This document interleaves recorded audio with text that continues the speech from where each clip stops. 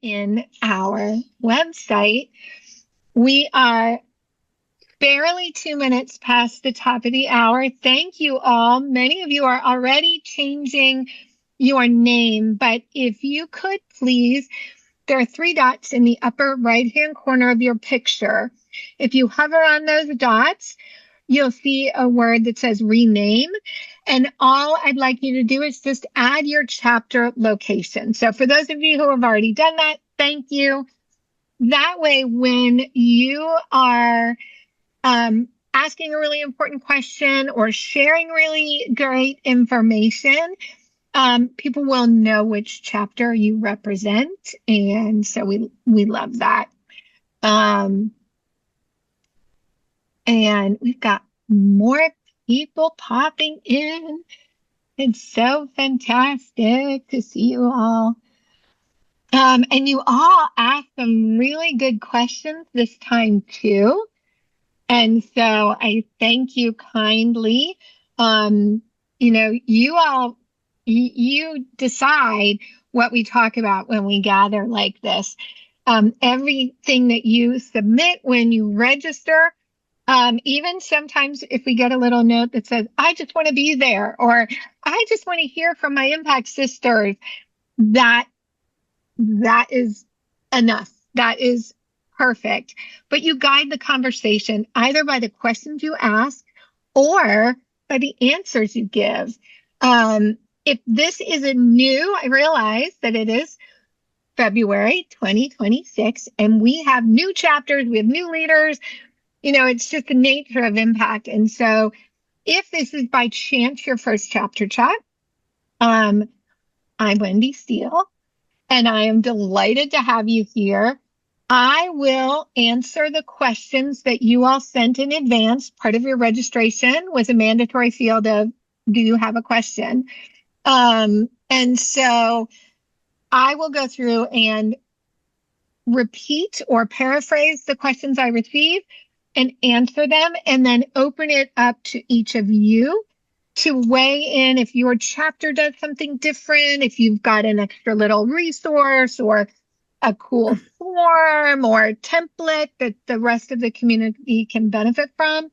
It's your opportunity to sort of pile on the solutions to these questions.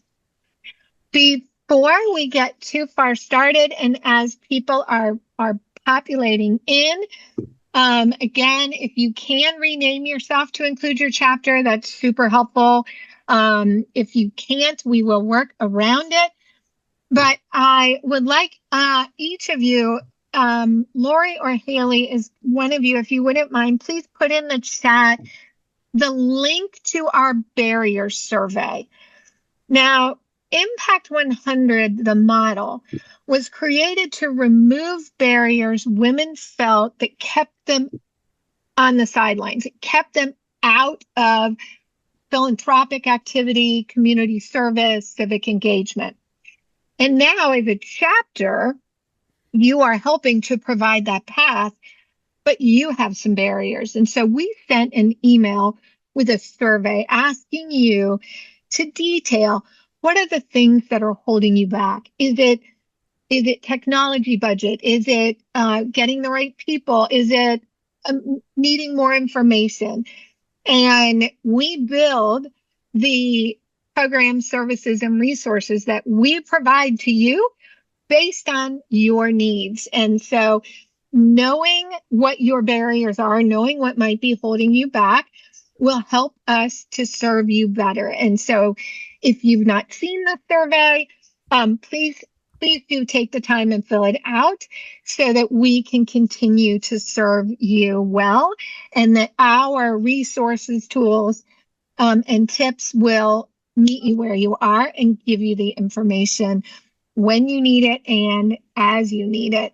And that'll help us prioritize how we do what we do with and for you. I can't believe we are in the second month of the year already. Many of the questions this week or this month seem also to be centered on membership and a little bit on governance. And so I am going, and there's only one question about grants. And so what I'm going to do is I'm going to start with the grants question, partially because it's robust, and partially I know we tend in certain seasons to spend a lot of time on just grants or just membership or just governance. And so I think when we can cover all the bases, everyone is happy. So the question is whether chapters are seeing more applications for some of the basics, housing, food insecurity, those very basic levels, or are you seeing fewer applications? Like, what are you looking at when you're looking at grant applications? Now, I'm gonna open it up to as many of you who tell me you have something to add. What I will tell you from my experience in communication and visiting chapters is that it seems to be very community specific. Sometimes applications are actually down because these local nonprofits are working to replace funding that evaporated. And in most communities, that's not typically the role we play. The role we play is helping those nonprofits extend their programming, their service to make transformational change. So in some cases, they're seeing fewer. In most cases, however, these nonprofit leaders are highly motivated to roll out new, better, more robust programming because the community that they serve is growing. And that tends to be the biggest driver that we see across Impact 100 communities is that and I see you're nodding your head, so thank you for those of you who are like, yes, that's what's happening here. I will tell you that my general perspective is the more applications we get, the better, full stop. Like, we want as many applications as we can get.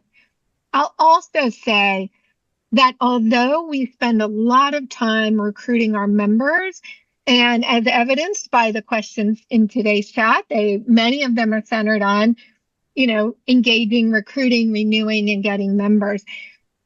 We have to spend the same amount of time recruiting, engaging, and requesting nonprofit applications as we do recruiting our members. And the reason is simple. Imagine that you and your team do an amazing job recruiting all these members and you hit that target. Maybe it's funding all 5, or, maybe it's getting to that next threshold, 300 members, 400 members, or what have you. And now imagine that you've got all this money to give away and you've got all these engaged women in the community and you don't get enough strong applications to fund transformative, powerful, sustainable grants. Both sides lose. Your members aren't going to be happy. Your community isn't going to be happy. It is a disconnect. I can tell you in the early days of Cincinnati, we thought, if we build it, they will come. At that time, Impact 100, we were giving away $123,000. And we figured that the nonprofits would be the path to our door. That is simply not the case. Now more than ever, nonprofit leaders, they are busy. They are pulled in a million directions. They're stretched thin. They've got pressure coming on all sides. One more grant opportunity is not going to bubble to the top if they don't think they've got a good shot, if they don't think they'll qualify. Now, I'm not saying that they're thinking those things based in facts, because they're not. They haven't explored it enough to know that. So we really do have to personally invite them in the same way that we personally invite our members.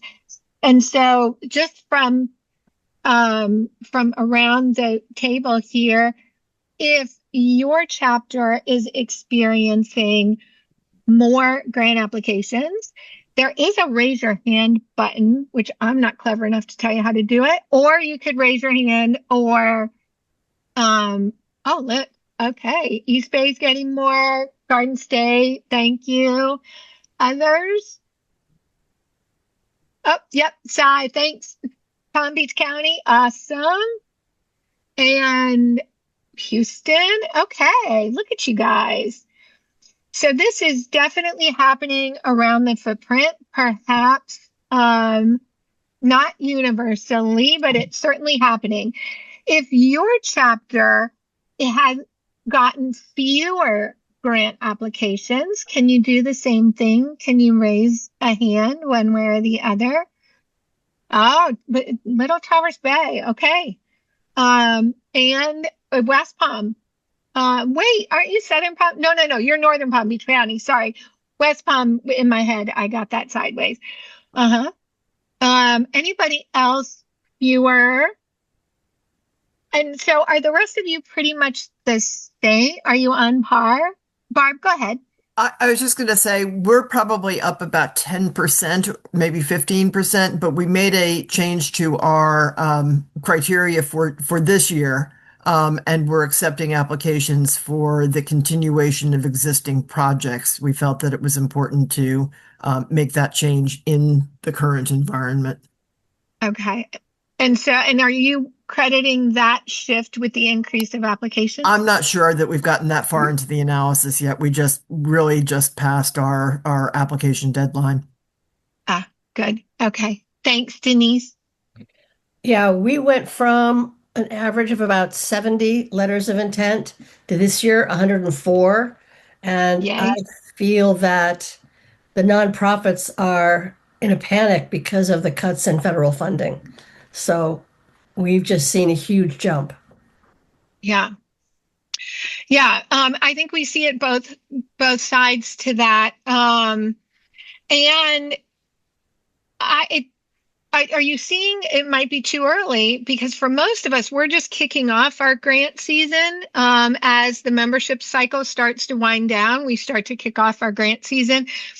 Are you seeing enough to know whether they're more for the basics, like, housing, food, transportation, or are they looking to be typical across the board, different programs, different projects for different purposes? We just Any got sense them of that? in and they haven't been read yet, so I don't know. Yeah. Okay. And Barb, sounds like that's where you are too. Fair. So more will be revealed. We know that our local nonprofits need all the help they can get.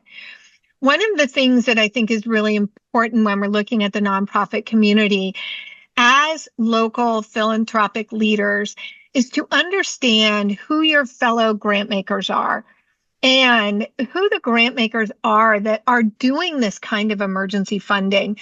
In so many cases, arguably in probably every chapter, you have members who are well-resourced or who have connections to either their own personal giving, corporate giving, family foundational giving that, might come alongside the work we do at Impact 100.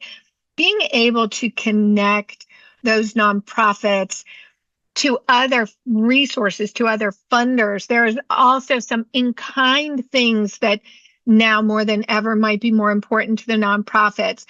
Becoming a resource and making sure that in your newsletter, in your communications to both your members and the local nonprofit community, that you are, sharing these other resources to be able to say, like, here is a list of the local community resources and what they say they fund or what we know they fund, depending on how close you are to them.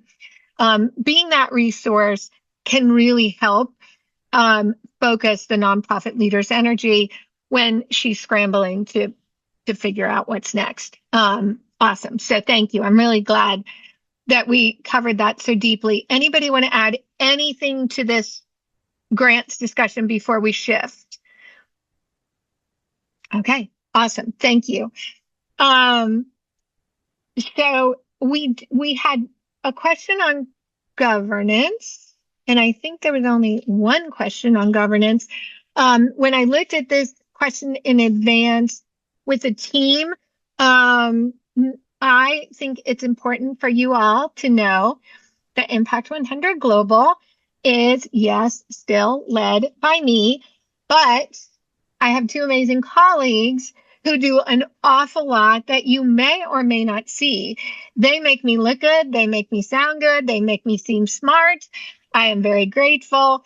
And Lori is our impact expansion specialist, meaning she is typically your point of contact for existing chapters and new chapter startups. And so, Lori, do you want to weigh in on the question about bylaws and quorum, et cetera, for us? Yes, and I think the question was for a chapter updating their bylaws, specifically asking about quorum. Yes. I think the quorum currently in the bylaws is 1/3, and there was asking a question about what do other chapters do, and can you adjust that? So I wanted to just address really quickly, high level, what we're talking about here when we're talking about the board governance and kind of what's going to impact that, because every state's different, and this is kind of a creature of state law. So nonprofit corporate governance is going to be a creature of state law. Your state will have a code, which is going to basically set the parameters and fill in some defaults for how you can operate as a nonprofit corporation. Below that, you're going to have your bylaws, which is sort of your chapter's constitution about how you're going to operate. And we advise that you keep that constitution pretty high level, not really get into super detailed nitty gritty, but put those details in your policies and procedures, which is kind of your third level of governance. When it comes to a quorum, and we're talking about how the board can act, a quorum is going to be how many directors do you need to have present at your meeting in order to be able to take action. So the quorum's going to set the number. Now, your state's law is going to set some parameters about it. They may say it can't be set below this, and it can't be above this, or they may say, if your bylaws don't say anything, this is what the default is. This question came from Rhode Island, which I'm pretty sure follows the model code, which basically will say, if your bylaws don't say anything, your quorum's going to be a majority of the directors in office. Okay, so quorum always counts off of how many directors are in office, usually. And that doesn't count vacancies. So it's not how many can you have, it's how many do you have. So by default, it would be a majority, but you can set it lower. I will tell you anecdotally, in Atlanta, our quorum is also 1/3 of directors in office would constitute a quorum. And I will also tell you, we've had some board meetings where we were waiting for about 10 minutes before we got enough people on the call to be able to take action. So that is going to be community specific and chapter specific, but you should have some flexibility with how you go up or down, but you're going to want to look at your state law to make sure you're within the boundaries of that. Again, in Rhode Island, if I'm not mistaken, you cannot go below 1/3. Then moving on from quorum. Yep, go ahead, Bonnie. Sorry, Bonnie had a question. Yeah, thank you. Yeah, so I understand what you're saying, of course. I guess my question was around what you all think is practical. It seemed to me, well, first question, when you say directors, you mean directors and chairs because they're both voting on board matters? So on our board, we everybody's a director and everybody is voting. So we don't have we don't have chairs that are not voting members of the board. So that's going to be. So it'll be 1/3 and that of would be advisable. What Laura Yes. just said is what we would recommend. Yeah. So we have a difference between directors and chairs, but they're all voting. And we've got 1/3 because we're in Rhode Island. And I was thinking that's a low level. But you're saying, no, it actually works for other chapters. Okay, maybe we should stick with 1/3. Thank you. Now if you have you still have to have your approval threshold. That's only to be able to take action, right? So you can have more, but you're not restricted from taking action if you have less. Still, regardless of how many you have, your approval threshold is going to determine whether or not something passes. So, Lori, that's a really good distinction I hadn't paid attention to. Thank you. okay. And that was just the other thing I was going to say is your bylaws will also, and the state will also fill in a default for this is how many you need to just be present in order to take action, regardless of whether it's something is going to be passed or not approved or not approved. Quorum is just how many people do you have to make a decision. And then the second piece is going to be of that quorum, how many people need to vote for something in order for it to be able to pass. So I think it's okay to have a lower quorum to be able to take action so you don't have a meeting where you can't do anything. But then it's okay to set your approval as being, it should at least be a majority. And that's what the default's probably going to be if you don't specify how much you need to approve. It's usually in the majority of the people present. Now that's based on who's present, not who's in office, who's present once you hit your majority. And also, I will say you can stipulate in your bylaws certain actions which require a higher approval threshold. So you can say, for most decisions, it's going to be a majority of the officers need to approve it. If you're going to amend your bylaws, you might say it has to be 3/4, or you might say it has to be unanimous, whatever it may be. You can set for bigger decisions, you can set a higher approval threshold, but the quorum is just critical mass to make a decision. And if I could add one thing, when you set those thresholds, be realistic. And we have seen occasionally bylaws that require a 100% unanimous vote to do this or that. Like that can be very difficult. Like don't unnecessarily tie your hands behind your back. But so be thoughtful. And if you all are not yet in Global Connect, please, we'll drop a link in the chat where you can register to get a logon ID in Global Connect. Global Connect will take you to Impact 100 Academy. And Impact 100 Academy are all of these robust courses. They're video, they're audio, there's tests. But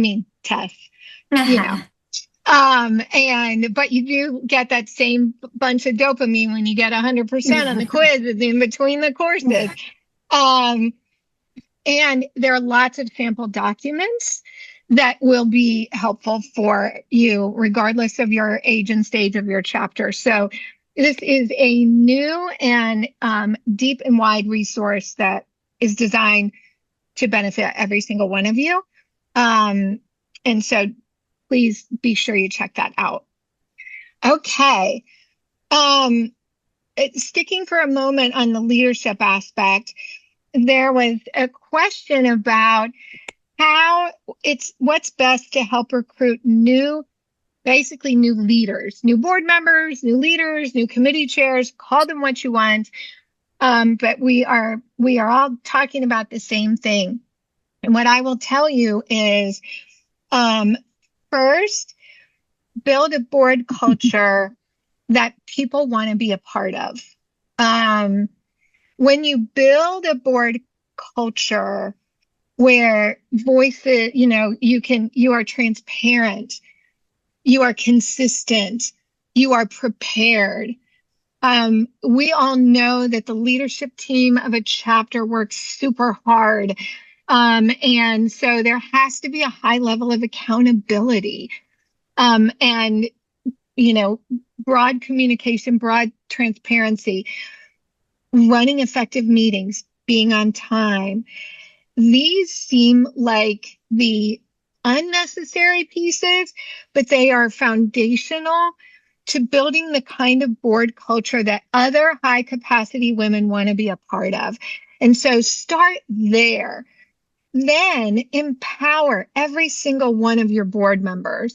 Very often I do recommend having someone who might be the nominating chair of your board, but she cannot operate in a vacuum. Every single person on your board has a network of women that you might not know.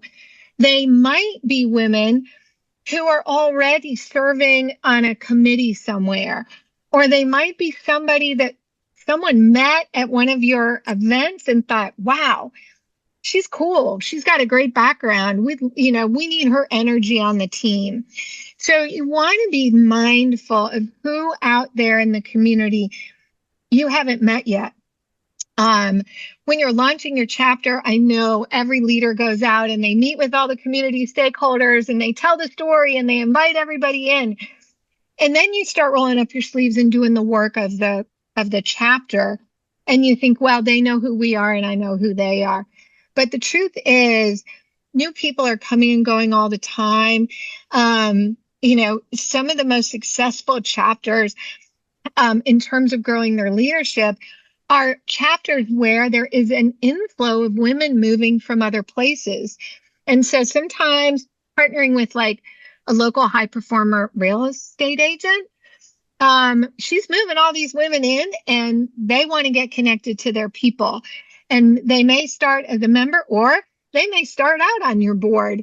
We don't typically have a big hierarchy, so keep your eyes and ears open.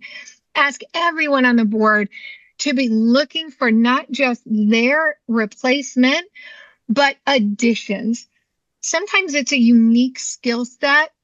We might be, there might be a broad position open, and I'm going to say marketing and communications.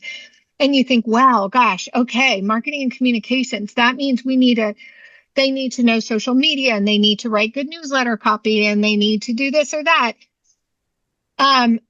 Your past volunteers brought with them the skills that they had. In some cases, one person may have had the skill set of 3 different specialties. Don't believe that that's always going to happen. Understand the position you're filling and understand all of the skills that person brought to the table. A very typical thing that can happen is when your membership chair rolls off, especially if she's an early one, she's probably managing your membership database. So it's like, okay, hold on. We need the influencer. We need the well-connected woman who can recruit, invite, and engage women in the community first and foremost. Oh, and by the way, somebody also has to keep the data. You might be lucky, and it might be one person who can do both, but go find both skills. And chapters have been very successful finding those heroes who love to play with the data and they just want to be your tech guru in the background. Like they're just going to manage your member database. They're going to make sure your grants platform is up to speed because that's what they like to do. And your forward-facing people are out recruiting and engaging and retaining and so forth. And back to your bylaws. This is a working board. Most boards, when we started this, the guidance was 15 to 23 would be what an average number of members on your leadership team would be, 15 to 23. Today, I advise that you set your bylaws at a number like 31. Why?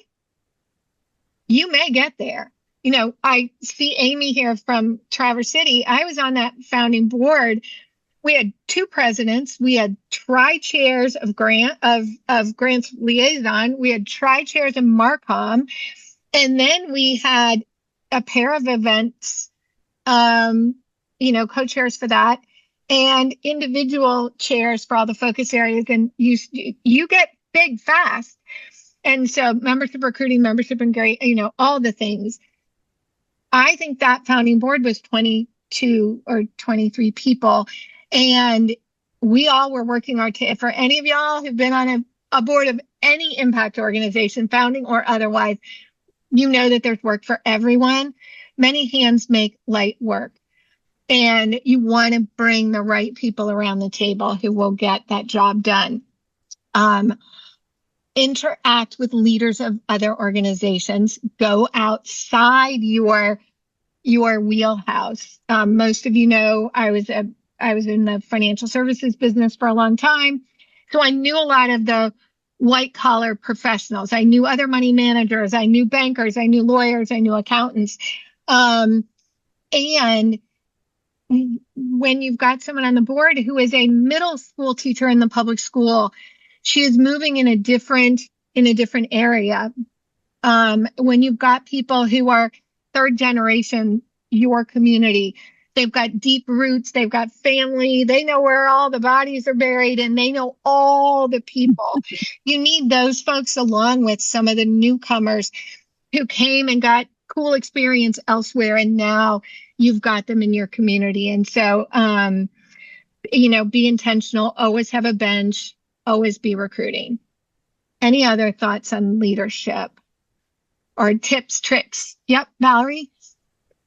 Oh, you're mute. Yeah, there you go. Yes. So what I was wondering, because I actually asked that question, and I had a member of our chapter ask me why we don't ever sort of advertise or promote that we're looking to recruit leadership council members, because there may be people in the membership who they don't know a lot of others yet, but they feel like they have something to offer. And I don't know if anybody else has tried that, asked for people to send in their resume or an application to be on the leadership council, but do you risk alienating people if they don't get selected? So that's where my concern would be for going about it that way. So I would always give you a huge, huge blinking caution light when we recruit from the general membership. Thanks, Claudia. And the reason is that, to what you just said, people volunteer, they think they have the right skills. The biggest thing, we've talked about building a culture, and the best way for you to build a culture as the leadership team is to make sure that you are bringing not only the skills, but the people who actually do what they say they're going to do, the people who follow up their talk with action, the people who are not looking to make a name for themselves, they're looking to make an impact in the community as part of this collective. And there will be in every community lots of local leaders who get tapped to do things, and on a lot of different boards. If for any of you who've served on a nonprofit board, we all know that there are certain local boards that when you make your way from being a board member to some sort of a chair to chairing the entire board, often you will hear that local leader say, I'm going to put my mark on this organization, and we're going to do a gala, or we're going to do a big old auction, or we're going to do whatever it is. That's not the way impact operates. We want to build this culture of shared responsibility, of collective impact. And it is not about who's sitting at the head of the table versus who isn't. It is about delivering this important model to the members and the nonprofits who need it. And so we want to be really careful about that. Now, that being said, I have seen and written in many a newsletter, if you're really good at social media, we could use your help. If you're really good, if you've got contacts in the nonprofit world, we can use your help.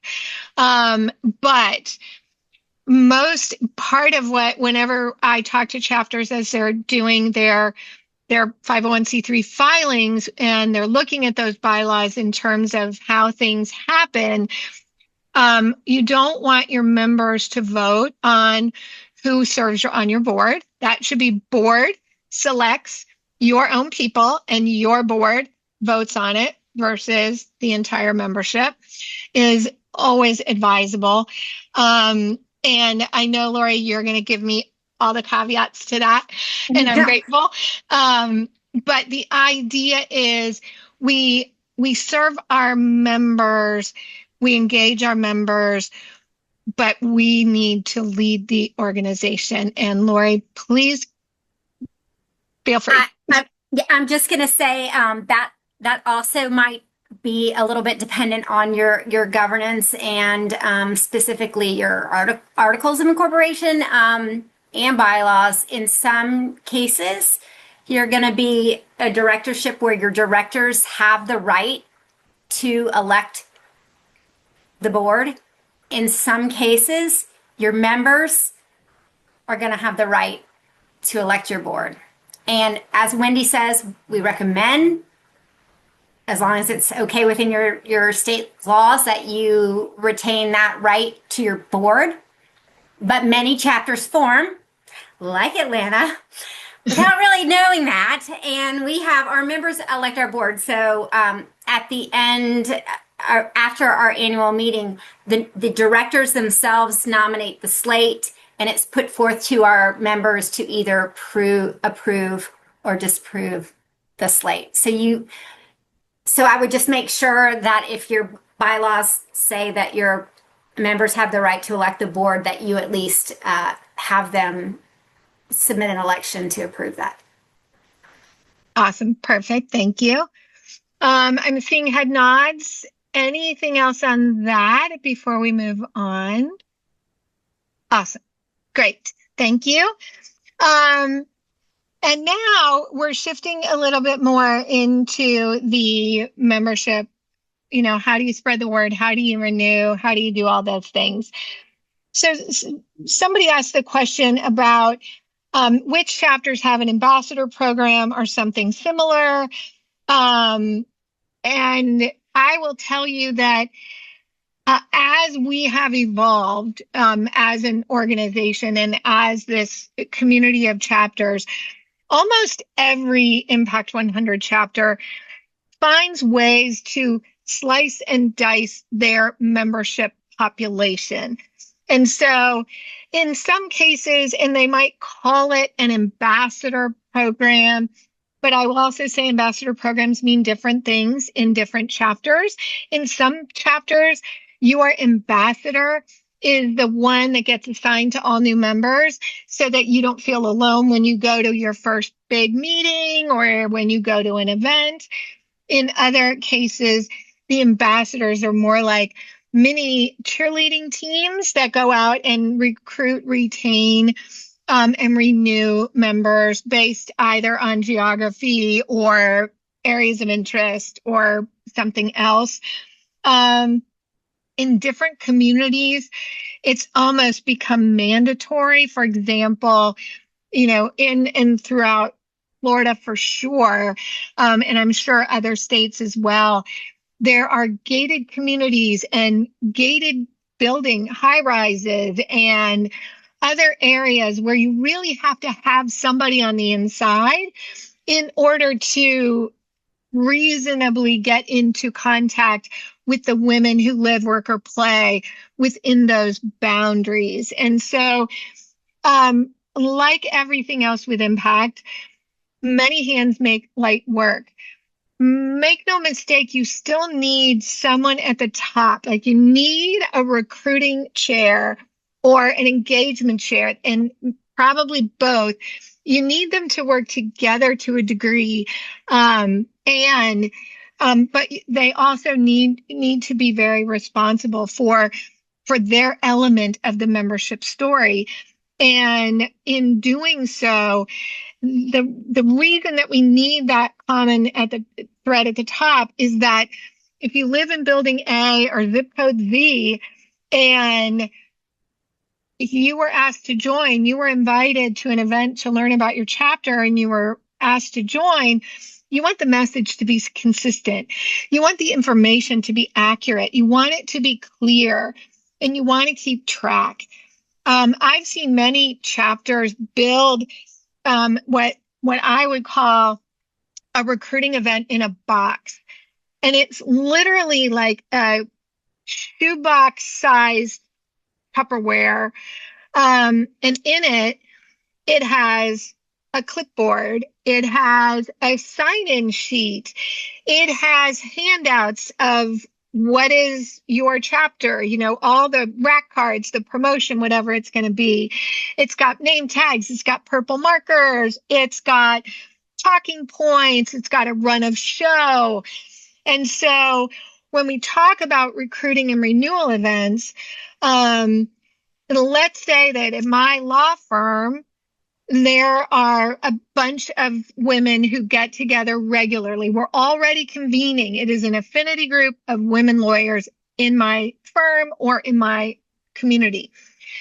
I know we're going to convene on Wednesday at 12 noon at this downtown law office. And so, well, in advance of that, I would have talked to the membership people, and they will have sent a person. And that person typically has this little kit, so she can record everyone who's there, get their email, make them name tags. You as the impact expert and your hostess will decide, am I going to say I'm a member and I think you all should be a member? And so please listen as Haley explains it. Maybe. Or I might say, I'm involved and I don't feel qualified to tell you very much other than the fact that I'm enjoying it very much. And so please turn your attention to Haley, who will run us through it from start to finish. And then as a chapter, you need to send the right person who can represent the model and your community well, who can answer questions, etc. Those are private meetings, private recruiting events, and you can have as many of those as you want, and you want to have as many as possible. Your book club, your wine club, your dinner club, your pickleball league, your golf foursome, whatever it may be. You want to bring impact into your life in that way. In addition, of course, you're going to have these public events, and these are the events that you want promoted on the radio, on the community calendar. You want to news blast them, social media. It's in a public place, and within reason, as many people who show up can attend. It is open to the public. You want to have those strategically throughout your service area, different times of day, different types. Sometimes we get real comfortable with a bank or a firm who will let you use their office. Sometimes it's a certain restaurant. Sometimes it's a certain part of town. In some communities, it might be a private club. Be aware of that old adage, everything speaks. If you're only meeting in very white collar, very feels exclusive, you may be alienating some of the very people that you hope to attract. If it's always on one side of town or the other, so be intentional about that. But you do a mix of those things. And then your ambassadors or your cheerleaders or your neighborhood captains, that's the only time we really see a little competition, is that, assuming this high-rise building or that gated community is very similar to another, you might see some, the east side is really going to kick the butt of the west side this time, or we're going to do this or we're going to do that. But it helps make it fun. It keeps it energized. And when you've got 3, 4, 5, energized women trying to come up with cool new ways to engage, renew, and recruit our members, better ideas bubble up because of the sharing with each other. So thoughts, further questions on ambassadors and everything that goes with it? Neighborhood captains. Okay. All right, y'all. So that is all very good. Question about ways to expedite renewals for current members. If this isn't the $1 million question, I would probably say it is the multi-million-dollar question across the footprint. If, in fact, we could magically and easily renew every member who said, I'm in, and I'm in until I tell you otherwise. So the number one way to do that is your systems. You've got to enable people to pay by an ACH debit from their checking account. And if you have, some people call them infinite impact, impact for life, evergreen members. If you have any kind of a recurring membership scenario, in an ideal world, if you can do it, you want them to set up their evergreen renewing membership by giving their bank account information and agreeing that it can renew every year. And you also have to do a little more legwork because what day is today? February 4th.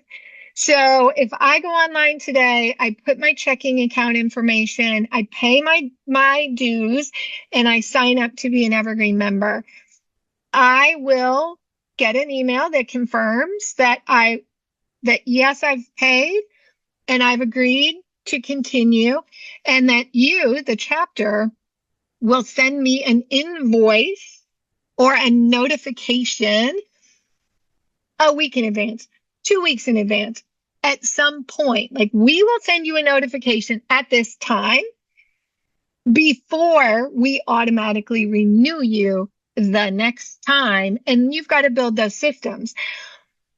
It's work up front, but when you get it going, it actually can work. Denise, I see you raising your hand. Oh no, it's your cat. So sorry. The cat was in the background. I guess you were not raising your hand. Your cat was just getting involved. And so from a renewal standpoint and getting it automatic, that is the best possible way. Now, I do know that we have some chapters, and I think this is brilliant. One of the things when I started this model 25 years ago that I wish I could have done, but I knew it wouldn't work, was to have impact memberships for 3 years at a time or for 5 years at a time.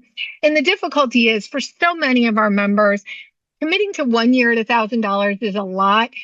Somehow to commit to 3 or 5 just seems beyond the pale. However, there are some chapters who have made the most of this. Now, one way that Cincinnati did from the very beginning is we accepted gifts of appreciated stock. And the deal is that if you have appreciated stock, it's almost easier to give $3,000 or $5,000 in one stock gift as it is to give $1,000 every year. And so very often we, by default, ended up getting multi-year commitments for people who gave with appreciated stock, because that really does make a difference. We do have some chapters that have a special name for people who commit to 3 years of membership or 5 years of membership. And it's very intentionally different than saying evergreen forever. It's saying for the foreseeable future, which for somebody might be 3 years, might be 5 years. I'm committing to doing that, which I think is clever and potentially powerful, because we're asking them for something that's finite versus this, I'm going to join forever and ever, amen. Any thoughts, feedback on that notion, or any better ideas on renewals? So Go ahead, okay. Lori, and then Kim. Or Kim, why don't you go ahead? I was just going to thank you for some of the ideas that I got here on this particular subject. We, at our November meeting, for the first time had a membership table. We don't typically do that, so that we could encourage people to sign up there and make it kind of a competition to see how many people we could get that night, like I know some of you do. And we also gave out swag to people if they signed up. We had Impact 100 tote bags made if they signed up for auto renewal that night. which I did myself. I've always just done it yearly, but I wanted my bag. So, I had to be an example. And we got the magnets made also. So if you signed up, you got one. If you did auto renewal for the or Evergreen, then you got the other. So we just tried to make it more of a fun thing, but we ended the calendar year having 1.5 grants pretty much funded, which we don't usually get that far ahead at this point. So it just kind of made us start a little sooner in the process and gave us a little boost too. Yeah, That's great. love that. And to piggyback off that, I was going to say too that I think that the auto renewal works for it's a great option, and if people will buy into it and do it, it's wonderful. It's the easiest. But I think that the reality is there's going to be a population of your membership that's just not going to do, they're going to be like, I'll just do it every year. I'm not going to do that. So other ways to incentivize them, I think, Kim, like you said, swag helps. And we did, for the first year there was a local jeweler that donated a lovely necklace. And so we filed paperwork to do a raffle. And everyone who has renewed or joined by Valentine's Day will be entered in for the raffle for the necklace. And so that has actually really boosted our renewals this year. Most people are doing it a lot earlier, and we're sending, personal messages or texts with a picture of the necklace and like, hey, if you're in, you should do it now. Don't wait. You can be in, get this necklace. Board's not eligible, but renew so you can maybe win it. I said, we'll do that. And the other thing that we did, which is really helping us, is that we put our engagement chair. So now we have a recruitment chair, and then we have our member engagement chair. And during recruiting season, she is leading the efforts on renewals. And so our recruiting person is focused really on getting the outreach and the new members in, and our engagement person, it's engagement and retention, and she's leading the charge to have personal outreach to all the people who have not renewed yet. So that has really helped us a lot as well. Yes, I will also say one thing I've seen chapters do that I love with my whole heart is this notion of the pinky promise. There was a beautiful visual, and it was like, and really actively saying, like, remember, like, when you promised, we actually took you at your word. And so please, it's time to come through on that pinky promise, which I thought was very sweet, and it felt very personal. I know I was at the membership kickoff for Garden State, and the announcement this year was, all y'all like to race to be the last one in at 11:59 on the day of that our membership closes. But we're reversing that, and we want you to be the first people in because you're putting wrinkles and gray hair on this leadership team. And that night, several members did. It was like they didn't understand. And like, I don't know how they didn't understand. We all are like, how did they not know that? But the message was very clear. And it wasn't that Garden State was trying to take their membership from here to there. It was just like, help us. We want to be able to give away more money, but we need to know where we stand. And if you're going to renew, please just do it early and help us to grow. And so I thought just being really clear about it was a wonderful approach to saying, like, we see you and we know this is what you do, and we're going to ask you, stop being that person and be the person who supports her sisters who are working their tails off to deliver this for you. Any other thoughts on any of that? Yep. Amy? You're muted. Sorry about that. There you go. I just wanted to point out too that one thing that worked for us is that we had a generous donor who offered a challenge grant. So if we reached 100 members by December 31st, that this donor gave $10,000 to our Sharing the Love Fund. So that was a huge incentive, and that really helped us get a jump start on our membership. And then I have a question about it related to Evergreen. I was recently looking at some chapters, and I noticed that some chapters who don't necessarily do an Evergreen contribution, but they do a $1,150 flat contribution now, where $150 goes to operating costs. And I was just wondering if that's kind of where we're moving, just to lock in those administrative costs and making sure they're covered. Great question all the way around. I will say that many chapters are still the $1,000 is your membership, and $1,100 or even $1,250. It's like the membership plus support. I actually had a chapter design their standard level of giving, which I think is very cool.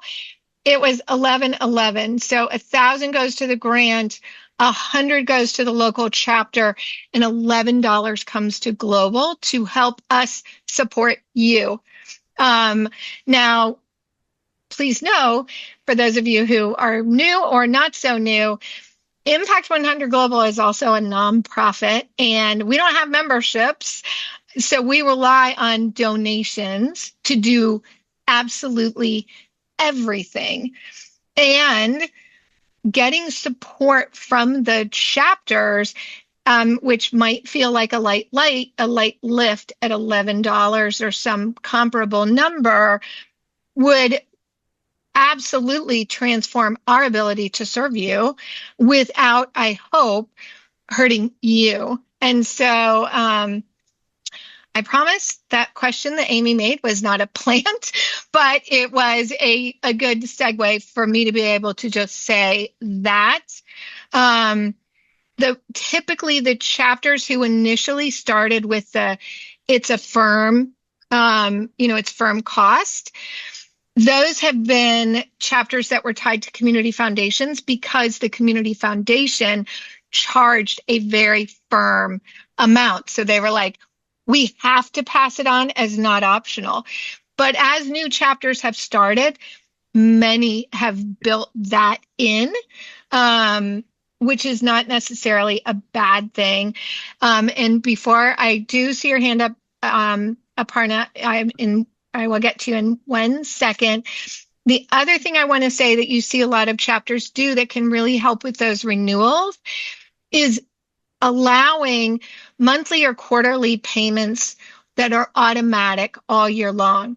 And so if you are having $100 debited every month and you get, at the end of 12 months, you've given $1,200, and then you're doing it all over again, you've got to do the timing right. But it does also make it much easier for you to continue to get those members to stay engaged. And it's not a once a year thing. It's an every month or every quarter. So sorry to keep you waiting. Am I saying it right? Aparna? Will you please correct me? Yeah, it's Aparna. No worries. Aparna, I think thank Lori you. actually already said what I was going to say, because I'm in the Cleveland chapter and we are celebrating our first birthday this month and started our first grant cycle. But we did offer 2 levels of membership, one at $1,000, obviously, and then one at $1,100. I think for us, we kind of had to do that because we started with no money and we needed to buy grant software and all of those things. We've had a good turnout. I think we've had a lot of discussion as a board about if there should be a higher giving requirement for the board, like everyone should try to commit to $1,100. What we have pushed has been like, hey, we can't do any of these events without funding. We can't buy software without funding. We really focused on the software. because we don't want to use sponsorship dollars that we've received on like buying food for a info session. But it's worked out pretty well, and I think a lot of people have also made their own in-kind donations. So we also focused on in-kind quite a bit as well. Nice. Thank you. Really good. Trudy, and I will say it is 1 minute past the top of the hour, but I see your hand. And so please.